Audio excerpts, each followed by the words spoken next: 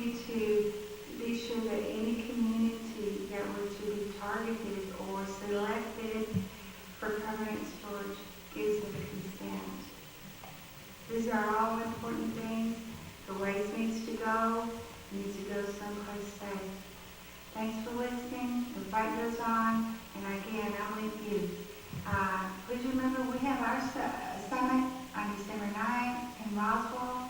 I hope you can come. I intend to be there, and we continue to fight the beast. Thank you, guys.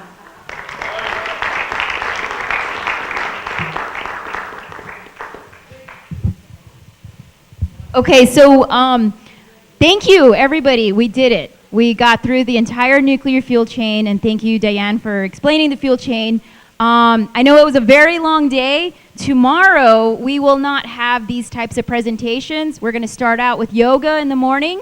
We're going to try to focus on more healing activities because this was the beast. We went through it step by step, and I'm so happy for all the panelists to travel so far and be with us.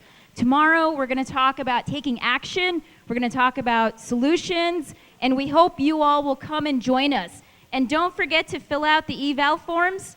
We want everyone's feedback because if we do this again, we want to make sure we have a even better symposium. This evening, we have the Dismantling the Nuclear Beast through art and poetry, and music. And Eileen's band is going to play, so please stick around. We have dinner outside. We have a full dinner for you guys provided by a local caterer. And I think Eileen might have a couple more words, but I just want to say thank you for sticking with us, and we're not done. Yeah, just sleep well and dream sweet dreams of dismantling the nuclear beast. All right. Enjoy your dinner.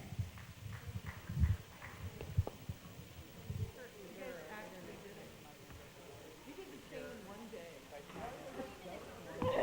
day.